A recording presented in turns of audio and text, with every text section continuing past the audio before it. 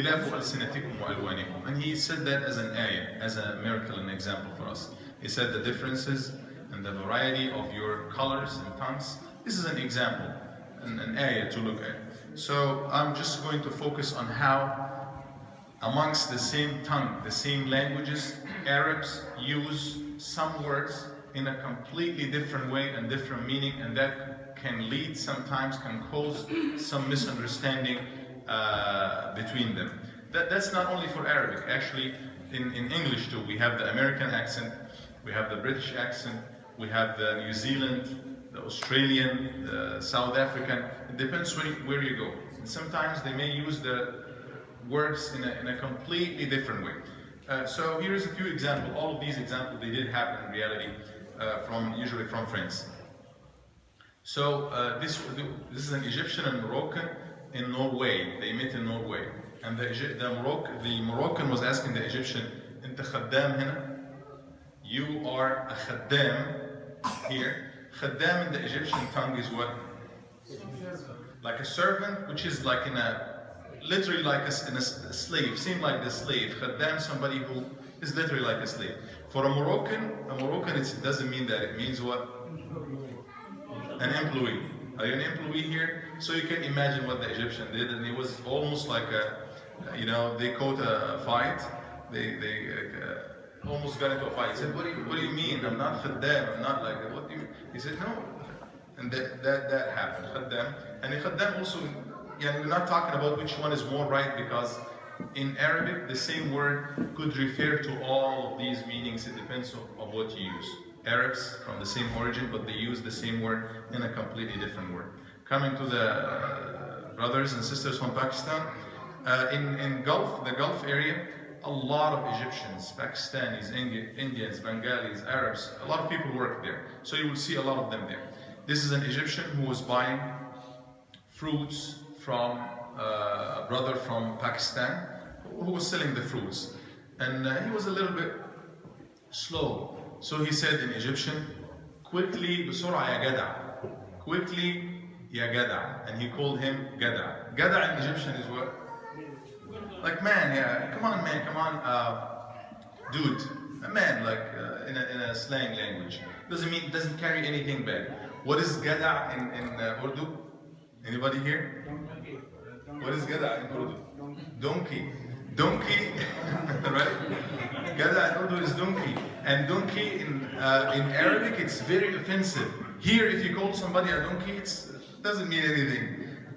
But in Arabic, if you call somebody a donkey, that's very offensive. Is it the same in Pakistan? So it's the same in there. It's probably like a monkey here, or it's really offensive. So he said he refused to sell him anything. He said, "Go away from here." He thought he's insulting him. This is a Khaliji, a brother from Gulf. He was visiting Morocco, and he was in a taxi, and he was leaving. He gave him the fare, and he said, "يعطيك العافية," أو الله يعافيك, which means, it's Arabic, pure Arabic. He said, "May Allah give you, afiyah," or health and so on. But in Moroccan tongue, it means he is making dua against him, "May you die." Afiyah means fire, and in some other tongues he said he understood it like as if he is saying, "Inshallah tmut," you may die.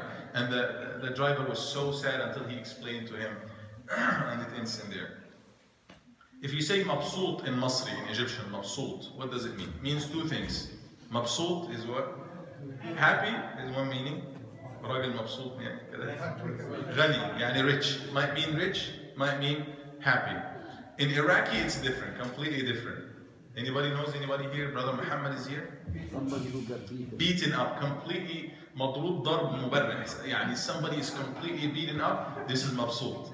So you know Iraqi language. You use it, in a very different way. So watch what you're saying if you're talking with somebody who's different from a different perspective. Algerian, you probably will know that. In Arabic, the pure Arabic, basil, the word زكي مثلا ولد باسل أو القائد الباسل, a leader. If you say basil, not brother basil, that means like brave, very brave person. But in Algerian language in specific, It means, do you know the meaning? It means somebody who is يعني ثقيل الدم ولا كذا. Somebody who's not acceptable. Somebody when you see him, he is not يعني not easily acceptable. Which is the opposite of that. These are things that get the ultimate opposite. In Egyptian, again, I'm probably quoting a lot of Egyptian tongue in here. Mashi, you definitely, if you don't even know Egyptian, you have heard it from an Egyptian brother or sister. Mashi, when you say, if somebody's talking to you and you say Mashi, it's probably like acha acha, the here from the verb. Okay, yes, it means yes, in the slang tongue in Egypt. In Yemen, it means what? Anybody from Yemen here? Mashi, it means no. No, mashi. If you ask somebody, would you like to do that? Mashi. No, it doesn't. It means no, the opposite of it. So we used to have a lot of teachers, actually a lot of teachers, not only in Yemen, in Saudi, they said that the Egyptians taught all of these people with all respect, but that's the reality. Hundreds of thousands of Egyptians were there. Thousands of them used to teach in Yemen for so long. So a lot of Egyptians were there. So when they're talking to a Yemeni person and they say mashi, they say Egyptian way or Yemeni way? Yes or no? Because it's completely the opposite. In الشناقطة, الإخوة الشناقطة في Mauritania, pure Arabs, they live in Mauritania. And if somebody wants to go for Salat al-Fajr, if you ask him where are you going, he would use a verb that might be misunderstood. He say, I'm going, أذهب أفجر. أفجر يعني أذهب للفجر يعني. So, Al-Haram, for those who went to Al-Haram Al-Madani, now it's open 24 hours.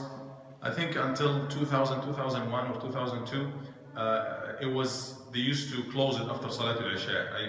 One time I was there, and it was closed after Isha. Shurta, the police was there. Now it's 24-hour open. So at this time, somebody was coming, and it will open a little bit before, not a little bit, a couple of hours before Fajr. So somebody was coming early from Shanaqita, and he was coming early even before it opens, and then the policeman stopped him at the door. He said, where are you going? He said, رايح فين? أنا رايح أفجر. I'm going to, Afajr means to explode. It means from Tafjir, I'm going to explode. And you can imagine what happened until he understood. I mean, he means that he wants to go for Salat al-Fajr. This is the last one, number 10. In Indonesia, usually when you say MashaAllah, La quwwata illa billah, what do you mean? What does it use for? I believe in by most Muslims, MashaAllah. It means what? Impression of what? That's something that you like. I'jab, you like something, MashaAllah. How pretty girl, how pretty, if you see something that you like.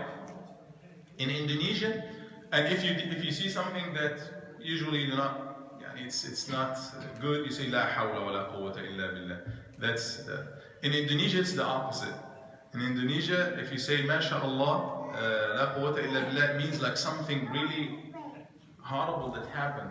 So somebody was visiting and he was a taxi driver, and the driver was Indonesian.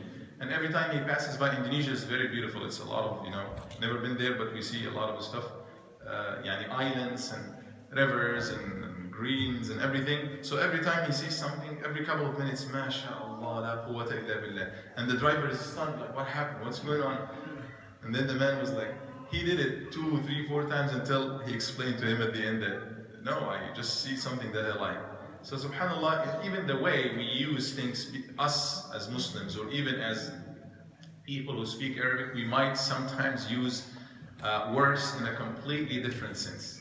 We are so different in many ways, diverse, but we shouldn't fail to see the common things amongst us. We need to accept those differences and respect them as well.